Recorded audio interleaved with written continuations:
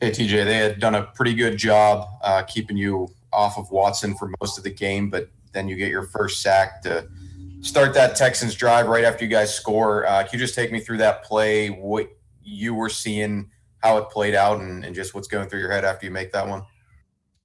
Yeah, I think they did a good job all day of protecting him and using a multitude of chips and backs and tight ends and receivers in kind of funky splits. So it was kind of affecting the way that I rushed the passer. And then, funny enough, at the end they just chipped a little bit too hard, and the tackle overset came underneath and was able to make a play. All right, let's go to Brooke Pryor. Brooke, go ahead. Hey, TJ, how big was it momentum-wise when Mike Hilton got that pick there to start, I think it was in the fourth quarter? What did that do for you guys as a team? That's huge. I think more than anything, we just want to be able to be the spark. And we knew coming out of halftime that the energy was very down. And we thought as a defense we should be the ones to pick the pace up. And we knew the offense was playing well in the first half. And anytime you can get a turnover as a defense, you're in good shape, and it usually brings the energy. All right, let's go to Mark Caboli. Mark, go ahead. TJ, back to that Mike Hilton interception again. You guys played zone on that play and just forced Watson in the pocket. Is that the prime example, or perfectly thing what you guys wanted to do against him today in a nutshell right there?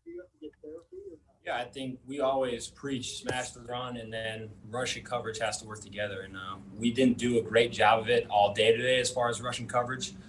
We felt in the first half our rush needed to be a lot more sound, and we felt we made some good adjustments. And then towards the second half of the game, it just started clicking. We were able to keep them in the pocket a little bit more on a lot of our back-end guys to make some plays. Dave, you mentioned that. Could you kind of feel your offense kind of taking control of that game a little bit, especially in the run game as the game wore on? Yeah, it was a great team effort in the second half. Defense really pulled through and gave us a chance to control the game, and we were able to do that. And this team's pretty special when you can play that complementary football. The first half wasn't very pretty, but we hung in there and fought till the end, and that's the way you draw it up. All right, let's go to Brian Backo. Brian, go ahead. Dave, how did you feel in your first game back, and what was the injury that you were working your way back from here? I had a little sprained knee in camp, so it was I worked really hard. It's not fun being hurt, not being out there with the guys. So it was great motivation to get back out. And, great help from the training staff, John Morgan and Gary Guimont, and worked really hard. And I feel like I was in pretty good shape actually coming back in. All these considered a little rusty, a little slow here and there, but for the most part, all pretty good. All right, and we'll wrap it up, guys, with Alan Saunders. Go ahead, Alan. And David, 3 games, 300-yard rushers for this unit. What makes what you guys are doing on the ground different than maybe what you've done in the past, or just what's been so successful for you in general?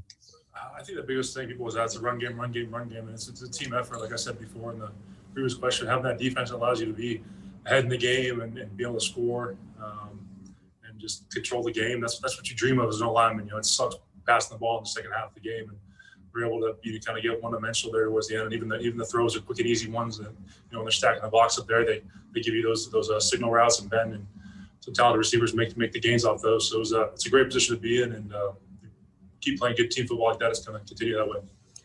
JuJu, could you feel your offense kind of exerting its will on the Texans as the game wore on, especially in the second half?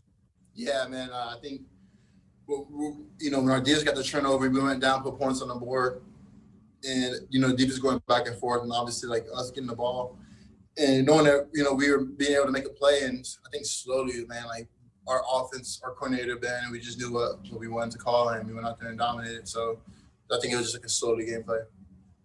All right, let's move on to Brooke Pryor. Brooke, go ahead.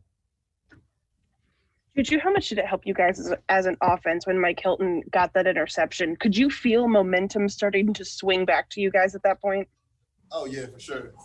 I definitely caught it on that one.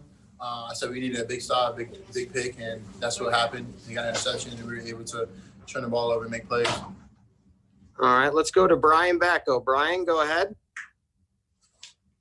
JuJu, I'll ask you another one about the defense coming through because they were so good in the second half. I mean, you guys score to go ahead, get the 2-point conversion, and very first play for the Texans offense after that, TJ comes flying through to sack Watson. I mean, were you kind of just waiting for for him to make a big play, given everything going into this game for him and his brothers? Oh yeah, for sure. I mean, obviously, for them to be both captains, go out there, do the coin flip was awesome. And to play NFL in a game like this, JJ was making plays, TJ was making plays, but TJ's, the play that he made towards the end of the quarter, it was huge for us. It was a big turnover. So for us to go down, like I said, get the ball back, put points on the board, and just close it out, that's the best feeling ever. Hey, James, second week in a row for you over 100, but obviously last week the bulk of it came on that last play there. I mean, was this game the best you've felt over 4 quarters in a while, really? I feel good going into every game. I prepared with myself real hard in the offseason and week in, week out. Man, it's nice to have depth, though. Anthony McFarland came in there and made some huge runs for us. Benny came in, Jalen came in. So, man, when we have a good group of guys like that who are all talented and special, it's easy to feel good throughout the whole game just because we're playing with one another. Dale Lawley, DK. James, it was you guys did use all the different backs today, but in the second half, it was largely you out there when you guys were kind of taking control of the game. Did you get into a rhythm at that point? Yeah, I just trust the play call. I trust the line and fullbacks and tight ends. If we running play, if the play call in the huddle saying to go outside, I just trust it because obviously they seeing that. You just got to be ready, rhythm or not. You just got to be ready at all times. That's what, we professionals. Will Graves, AP. James, I'm just sort of curious, you guys got down early. What was the vibe like on the sideline and what allowed you guys to kind of get back into a flow? We're a 4-quarter team. And like Dave was saying, our defense allowed us to get back in. When the defense is making 3-and-out stops, and we keep putting us back on offense, we got to get it going sooner or later. So, like Dave said, just playing along with them. So we weren't ever down mentally. Eric Hagman, 93.7. James, how did it feel to run behind Dave again? Man, I love it. Anytime I know Dave's pulling or, he's a beast. So can't say enough about him, his work ethic, his dedication to this game, his consistency. Taking the field with all those guys, in the huddle, nothing like it. It's real special to put on that black and gold.